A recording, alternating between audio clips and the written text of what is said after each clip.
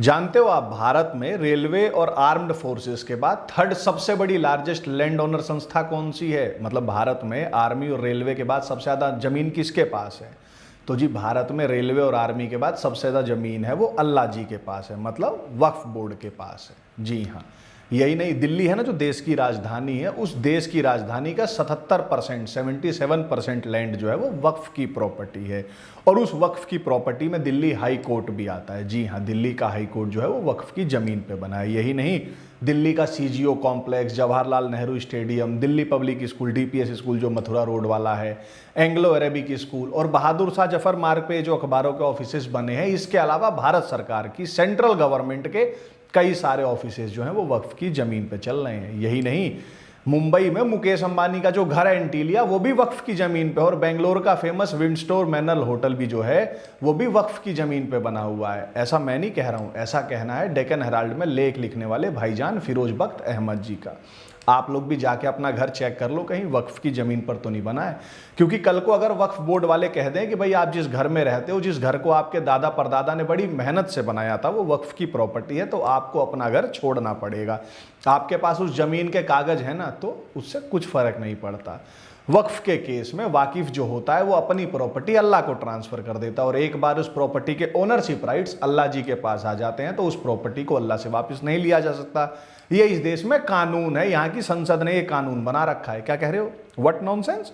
Ji my dear friends, ये हो सकता है नहीं, हो रहा है, और आपने रोकने के लिए जल्दी कुछ नहीं करा तो क्या पता कल को आपके साथ भी हो जाए। तो जी ताजा घटना है तमिलनाडु के त्रिची के पास तिरुचेंदुरई नाम के एक गांव की। उस गांव में राजगोपाल जी की जमीन है 1 एकड़ के करीब। राजगोपाल जी अपनी जमीन बेचने के लिए रजिस्ट्रार के ऑफिस गए। जब वे वहां गए तो रजिस्ट्रार ने उन्हें बताया कि जो जमीन वो बेचने आए हैं वो तो उनकी है ही नहीं। राजगोपाल जी ने कहा तुम्हारा दिमाग ठीक है। उन्होंने भाई जमीन के कागज दिखाए रजिस्ट्रार को, तो रजिस्ट्रार ने बोला कि अरे साहब तुम्हारी जमीन नहीं, तुम्हारा पूरा वो जो गांव है वो तो वक्फ बोर्ड की प्रॉपर्टी है, और ये जमीन बेचने के लिए जाओ और जाके चेन्नई वक्फ बोर्ड से एनओसी लेके आओ, तभी तुम ये ज़मीन बेच सकते हो। जब राजगोपाल जी ने रजिस्ट्रार से पूछा कि भाई जो ज़मीन उन्होंने 1992 में खरीदी थी उसे बेचने के लिए उन्हें किसी वक्फ बोर्ड से क्यों एनओसी लेने की ज़रूरत है, तो रजिस्ट्रार साहब ने उन्हें तमिलनाडु वक्फ बोर्ड का 250 पन्ने का लेटर दिखा दिया भैया, जिसमें यह लिखा हुआ था कि तिरुचेंदुरई गांव में कोई भी ज़मीन बेचने के लिए एनओसी लेना जरूरी है वक्फ बोर्ड से, क्योंकि वक्फ बोर्ड ने डीड्स डिपार्टमेंट को लेटर और डॉक्यूमेंटेशन के माध्यम से बताया है कि पूरा का पूरा गांव ही वक्फ का है, और कोई भी व्यक्ति अगर अपने नाम डीड रजिस्टर करवाने आता है तो उसे एनओसी लेना पड़ेगा, ये कानून है। राजगोपाल जी बेचारे हैरान परेशान वापस गांव आए और उन्होंने बात गांव वालों को बताई। तो गांव वाले भी सरप्राइज थे कि भाई जब सारे के सारे जरूरी कागज जमीन के गांव वालों के पास हैं तो वक्फ वाले कैसे गांव की जमीन को अपना बता रहे हैं।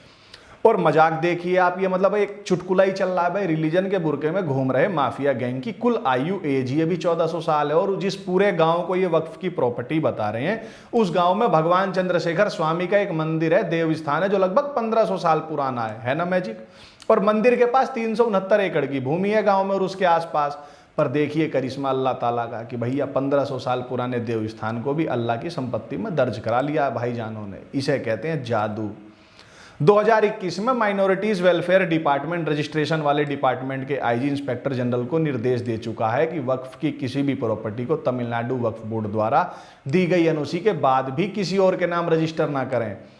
तो अब बेचारे राजगोपाल अगर एनओसी ले भी आते हैं तो सरकारी आदेश अनुसार फिर भी नहीं बेच पाएंगे वो अपनी जमीन। मतलब अगर गलती से एनओसी मिल भी गया वक्फ से तो सेकुलर स्टेट ने यह मेक श्योर कर रखा है कि काफिरों की जमीन उन्हें वापस न मिल सके। कभी कभी तो मुझे ये लगता है कि सोशलिस्ट सेकुलर स्टेट एक निरोध है, कॉन्डम है, जिसका प्रयोग मुल्ला, मार्क्सिस्ट और मिशनरी हिंदू सिविलाइजेशन का रेप करने के लिए करते हैं। आप में कई लोग ये सोच रहे होंगे कि ये वक्फ क्या बला है। अब तो जी वक्फ का लिटरल मीनिंग होता है डिटेंशन, कन्फाइनमेंट एंड प्रोहिबिशन। मतलब मैंने अपनी प्रॉपर्टी वक्फ कर दी, अल्लाह को सौंप दी, दे दी। इस्लाम के अकॉर्डिंग ये वो प्रॉपर्टी होती है जिसका यूज अब केवल रिलीजियस पर्पस के लिए हो सकता है। इसके अलावा इस प्रॉपर्टी को बेचना और खरीदना शरिया के हिसाब से प्रोहिबिटेड होता है। शरिया कानून के अनुसार एक बार वक्फ स्टेब्लिश हो गया और कोई प्रॉपर्टी वक्फ को दे दी गई तो अब वो हमेशा के लिए वक्फ की हो गई। इसका मतलब ये होता है सरल शब्दों में कि जो बंदा अपनी प्रॉपर्टी वक्फ करता है, ट्रांसफर करता है, तो वो ट्रांसफर अल्लाह को करता है। और अल्लाह से कोई जमीन ले ले, इस देश में है किसी की मजाल? अब भाई अल्लाह की फोटो तो ये भाईजान लोग दिखाते नहीं है, तो भाई उस प्रॉपर्टी की रखवाली कौन करेगा? हमें कैसे पता लगेगा कि भाई उस प्रॉपर्टी को अल्लाह जी ही यूज कर रहे हैं? मतलब कोई तो होना चाहिए ना वो मालिकाना हक लेने के लिए अल्लाह के बिहाफ पे। तो जी वो प्रॉपर्टी मैनेज करने के लिए मुतावली अपॉइंट किया जाता है। और भारत में वक्फ की हिस्ट्री दिल्ली सल्तनत के डेज से ही है। अंग्रेजों के टाइम पे एक बार कोर्ट में मुकदमा चला था कि भैया वक्फ को खत्म कर देना चाहिए, क्योंकि ये निहायत ही बहुत घटिया व्यवस्था है और इसमें कोई लॉजिक नहीं है इसको चलते रहने देने का। पर वक्फ खत्म हो नहीं पाया और फिर एक दिन भारत आज़ाद हो गया, जैसा हमें किताबों में पढ़ाते हैं। और फिर आज़ादी के बाद इस देश में सत्ता में आए वोट बैंक मैनेजर्स, और अपने वोट बैंक को खुश करने के लिए इन धिम्मियों ने, इन कॉकरोचेस ने वक्फ एक्ट 1995 पास कर दिया। 50 पन्नों का ये पूरा एक्ट है, जिसमें 9 चैप्टर हैं, 113 सेक्शंस हैं।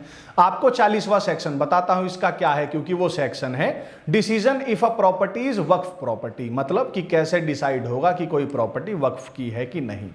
तमिलनाडु वाले केस में भी ये रिलेटेबल है, क्योंकि वहां भी डिसाइड होना है ना कि भाई गांव वक्फ का कैसे हो गया। तो जी सबसे पहली चीज तो ये है कि वक्फ से रिलेटेड जितने भी फैसले होते हैं वो सब वक्फ बोर्ड के ट्रिब्यूनल में ही होते हैं, और वो उसी में होंगे, किसी कोर्ट में नहीं होंगे, किसी न्यायालय में नहीं होंगे। और जी अब इस ट्रिब्यूनल में कौन होगा? तो जो भी होंगे वो सब भाईजान ही लोग होंगे, कोई काफिर तो होगा नहीं। और अगर इस बोर्ड को लगता है कि भाई ये प्रॉपर्टी उनकी है, तो वो इन्फॉर्मेशन इकट्ठी करेंगे, इंक्वायरी करेंगे, और इंक्वायरी के बाद इफ दे आर सेटिस्फाइड कि हाँ जी ये हमारी ही है, तो वो उसको अपना डिक्लेयर कर देंगे।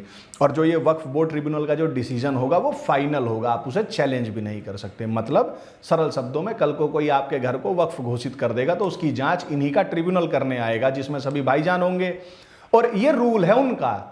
और फिर अगर वो कह देंगे कि हाँ जी ये हमारी जमीन है, तो आपको अपना घर छोड़ना पड़ सकता है, क्योंकि वक्फ ट्रिब्यूनल का फैसला ही लास्ट डिसीजन होगा इसमें। आप इसके खिलाफ कोई कोर्ट वोट में नहीं जा सकते, क्योंकि कोर्ट को अथॉरिटी नहीं है वक्फ के मामले में बोलने की। क्या कह रहे हो? हमने तो यूपीएससी के लिए पढ़ा था कि आर्टिकल 12 स्टेट को डिफाइन करता है, जिसमें स्टेट के 3 पार्ट होते हैं, लेजिस्लेटिव, एग्जीक्यूटिव, जुडिशरी। यहाँ तो वक्फ बोर्ड खुद में ही पूरा स्टेट है एक पैरेलल। तो हाँ जी है। तो अब आपके पास अपना ऐसा कोई पैरेलल स्टेट नहीं है, तो इसमें वक्फ की क्या गलती? उन्होंने बना रखा है क्योंकि वो बना सकते हैं, आप बना लो, आपके बस की हो तो। पर आपको तो सरकारी नौकरी चाहिए ना भाई, दहेज आएगा, अमीर हो जाओगे, गाड़ी मिलेगी, 4 व्हीलर, सरकारी नौकरी लग गई तो भाई आपको क्या ही मतलब इन सब चीज़ों से? आपको तो नोट्स रिवाइज करने हैं भाई। रेलवे में ग्रुप डी की सरकारी भर्ती होने वाली है, और यूपीएससी के प्री में भी अभी 6 महीने हैं, तो इतने टाइम में मेंस का सिलेबस भी चाटना होगा भाई। कई इस भरम में होंगे कि वे तो बहुत पैसे वाले हैं, उनके साथ ये सब थोड़ी ना होगा। तो जी उन धन्ना सेठों को, उन पैसे वालों को बता दूं, लाहौर किसी जमाने में दुनिया का सबसे पैसे वाला शहर था, परंतु जब बंटवारा हुआ ना तो सब कुछ अपना वहीं छोड़ के आना पड़ा था। खाली हाथ आए थे भारत में, कई जनों को तो अपनी बहन बेटी भी वहां छोड़ के आने पे मजबूर होना पड़ा था। और आपको बता दूं, लूटती सदैव कोठियां ही हैं अंत में।